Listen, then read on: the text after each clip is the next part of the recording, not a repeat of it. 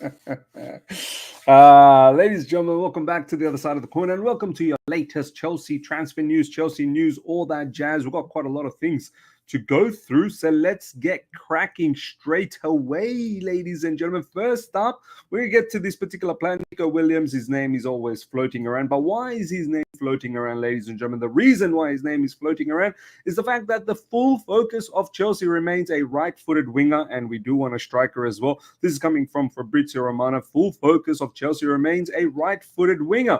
Now, off the back of this, the rumor that has been circulating around all throughout this transfer window so far is that Chelsea are still looking for a right winger, but their dream is Nico Williams, but we know about the price and salary cost. It's crazy how, ladies and gentlemen, our dream has been Michael Olise. Our obsession was Michael Olise. Our dream was to get Sesko. Our dream is to get Nico Williams, but we all know what happens, ladies and gentlemen. We're not going to get any of these players because Sesko is already staying at Leipzig, and Olise, we already know what's happening with him. He's already gone to Bayern Munich. And all of these players like Nico Williams, they all cost a bit too much in terms of their, maybe not release clause. I think in terms of their transfer fees, it's fine. It's their salary that really is the annoying factor. So it's not going to happen. This is all beautiful and tremendous and magnificent PR. But at the end of the day, as I said, we wanted Sesko, we got Mark Guy. We wanted Michael Olise. We ended up getting Keenan Dewsbury Hall. We wanted a few other players, and we've got Omari Kellyman. We've got Renato Veiga. Oh yeah, Calafiori. Our dream was to get Calafiori, and we got Renato Veiga. So look, I think the message from the Chelsea board and the hierarchy is that we're very confident of our starting 11 or, main 12, 13 players. We feel that if they're predominantly fit for the rest of the season, for the entirety of the season, then we should be able to compete for top 4, if not better. Hopefully under Enzo Maresca, we play far better football than we did last season. And that's the idea, that we shouldn't have that many injuries in the upcoming season, and our top players should be able to get the job done. And this is why these players that we're bringing in this transfer window, which feels a bit underwhelming, of course it does. Well, for me, it does. They're really just there for depth purpose, to be able to play the cup matches, to be able to play the Conference League matches. You'd like to think that Chelsea Football Club would operate in a sense where even the depth has a lot of quality. But we're hoping that these players we're getting in turns out to be the next Cole Palmer, turns out to be the next Nicholas Jackson, even though Nicholas Jackson still needs to improve, turns out to be the next Malo Gusto, so on and so forth. So let's see, ladies and gentlemen. But you best believe we are not getting Nico Williams, even though I think he's a very, very good player. But we're probably going to end up with another young left-sided, right-footed winger. Maybe Somerville, maybe Adeyemi's name has been popping up as well. A lot of people have been saying he's not really right-footed, he's left-footed, but I think he's quite capable of playing on that left side, being and utilizing his right foot. So, look, I'm pretty certain it's not going to be Nico Williams. Next up, ladies and gentlemen, Renato Veiga passed all his Chelsea medical tests on Wednesday in London, and his contract will be signed today. Well, there you go. We were sold the Calafiori dream, I suppose, but we all knew deep down it wasn't going to happen. He was going to go to Arsenal, but we've got ourselves Renato Veiga. Hopefully he turns out to be a monster. He's a monster frame. He's tall. He's got a big structure about himself. He's got a bit of technical ability. He's robust. He likes to slide tackle. So we'll see how he is in defense. So for me, he would have to be the understudy of Marc Cucurella. I'd want to keep Marc Cucurella and have Renato Veiga come off the bench, get some minutes there, and the odd starts here and there, and adapt to the Premier League, which means Ben Chilwell becomes surplus to requirement. So this Renato Veiga announcement is very, very imminent, ladies and gentlemen. Renato Veiga says farewell to Basel. His Chelsea announcement is imminent. There you go, Renato Veiga, 95, Basel, Switzerland. He's put out a thank you note, a goodbye note.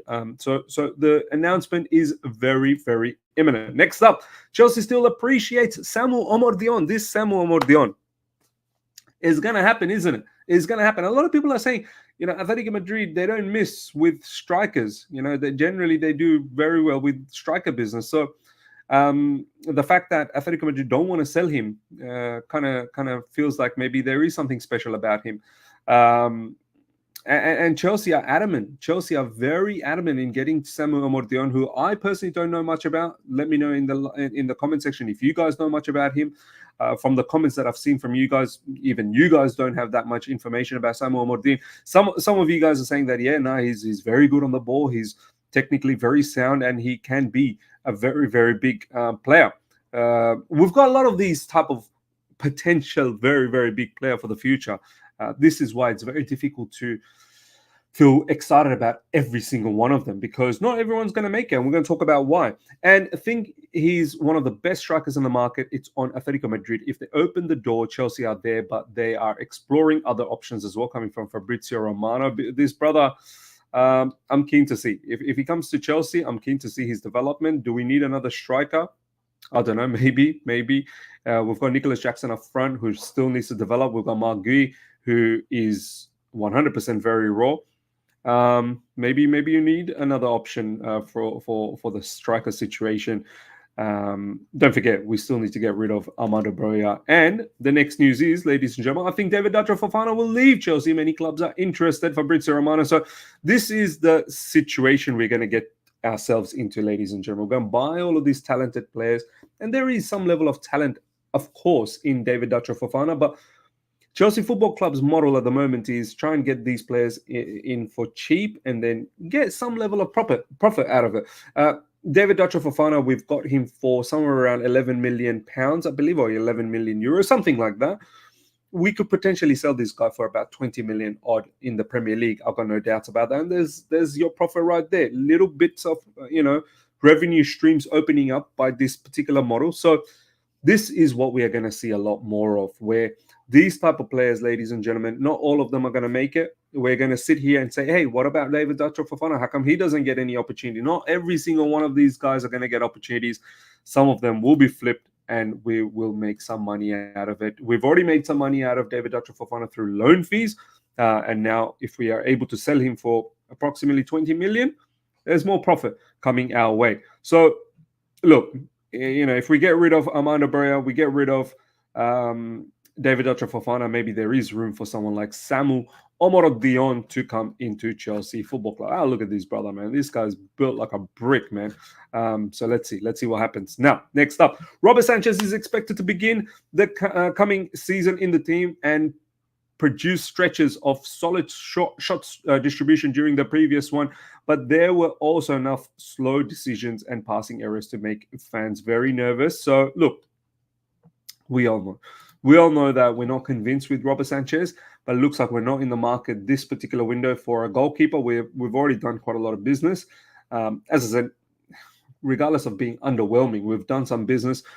Goalkeeper is something we're probably going to focus on in future windows. Yeah, we probably should have focused on it in this window. However, with the goalkeeper scenario is a bit of a mess as well. We've got Kepa, who still we need to get rid of. There's some news about Kepa that's circulating around that he's apparently now training with the academy team. So there's an issue there we need to get rid of. He costs a lot of money. He's on high wages, and that's a problem. Then we've got Petrovic. Then we've got Slolina. Then we've got Robert Sanchez. So we've got a lot of goalkeepers, and it's not ideal to now bring in another goalkeeper and make the whole situation a bit of a mess. We have to start getting rid of goalkeepers. This is not the ideal scenario. I think Robert Sanchez, from my time when I was watching Brighton, especially under Graham Potter, he looked like a decent goalkeeper. But obviously, last season we saw the level of errors that he's capable of. But maybe under Enzo Maresca, with a little bit more structure, a little bit more organization, perhaps his goalkeeping attributes might come into fruition. Let's see what happens. It is a bit of a risk. There's no two ways about that. Next up, ladies and gentlemen, oh my God, if you guys have seen our home kit for next season, oh my lordy lord, it's not good. I'm generally the one who don't care too much about jerseys and how it looks, but this one, ladies and gentlemen, is an absolute shocker. And I don't even think as the season starts, we're going to grow into it, because it is a proper shocker. A new official image of the home kit that Chelsea will use in the upcoming 24-25 season. It will go on sale soon. Have a look at this. I mean, what is this? What is this, ladies and gentlemen? This looks crazy, man. It's like some paint was thrown into the shirt, and then some little kid just came in, a toddler came in and just made some scribbles out of it. And voila, Nike has presented this as our home kit, which is mad. A lot of people have been saying bring back Adidas. Yeah, those Adidas days were fantastic. What is this, man? This is I mean, as if our issues on field is not big enough, and then on top of that, our jerseys is not worthy enough to purchasing. However, having said that, the second kit is not that bad. Chelsea 24-25 away kit leaked long sleeve version. This is coming from Nike, obviously. Again, this actually I don't mind. Very very clean, very nice, very simple, and good on the eye.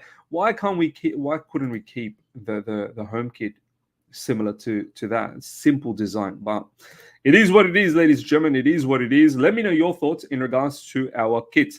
Next up, ladies and gentlemen, some information about the academy restructure that we've had recently. Felipe Coelho, I think that's how I pronounce his name, had previously worked in Benfica's highly respected academy, joining the club's youth setup in 2006 and working his way up from assistant coach of the under-14s to being named the Portuguese Giants under-19s head coach ahead of the 2022-2023 campaign. So this brother has now officially been announced by Chelsea. As you can see over here, official Chelsea Football Club is pleased to announce the appointment of Felipe Coelho as the club's new under-21s head coach. So there you go.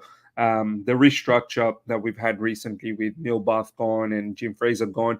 Now, Joe Shields is the director. He's the head. He's running the show along with Sam Jewell, I believe. And now this guy is the under-21s coach who's got quite a nice pedigree behind him, coming from Benfica, who's produced some really, really good footballers in recent times. So let's see what the future holds for Chelsea Football Club. There's a lot of scrutiny around the academy, around our academy at the moment, where academy players are being flipped for profit.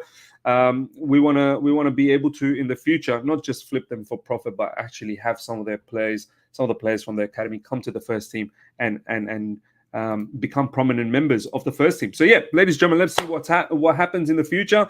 Hope you guys have enjoyed this. Make sure you guys comment about everything we spoke about in regards to Samu Moron, in regards to Nico Williams, and who you think is going to be the left-sided, right-footed winger, and every other bits and pieces that we've covered. Smash the like button. If you're here for the first time, subscribe, hit the bell notification to stay in touch with all my content.